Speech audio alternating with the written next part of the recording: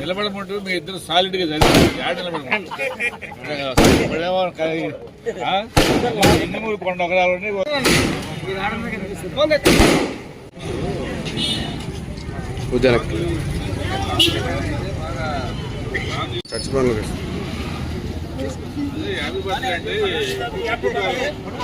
ఆగానే చేయబట్టి చూడు ఒకసారి.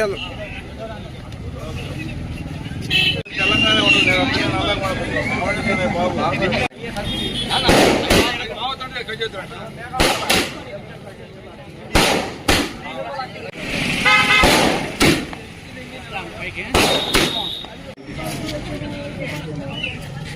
రాజా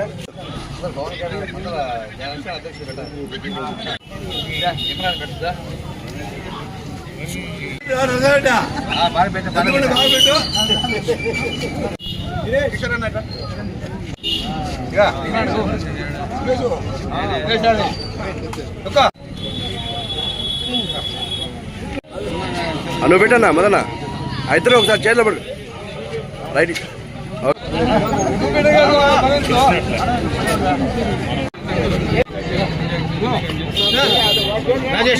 మెగాస్టార్ చిరంజీవి గారు అన్నయ్య 70వ వసంతం పూర్తి చేసుకుని 71లోకి వచ్చారు. అయినా కూడా యవ్వన పుత్రుడు ఆయన ఏంటంటే ప్రజాసేవకు పుట్టినవాడు, ప్రజల కోసం పుట్టిన ఎన్టీఆర్ తర్వాత మెగాస్టార్ చిరంజీవి గారు.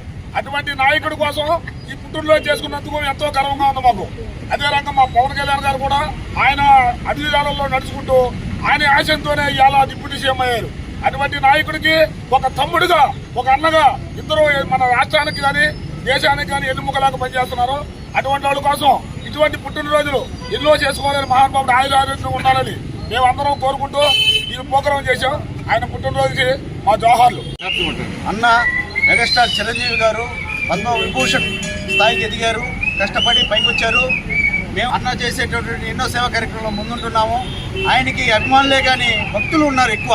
ఎందుకంటే ఎంతోమంది జీవితాల్లో రక్తదానం చేసి వాళ్ళ జీవితాలు నిలబెట్టున్నాడు, నేత్రదానం చేస్తున్నారు. ఆయన విశేషంగా 70 ఏళ్లలో కూడా ఇప్పటికి కూడా నవయవనులాగా ఉన్నాడు.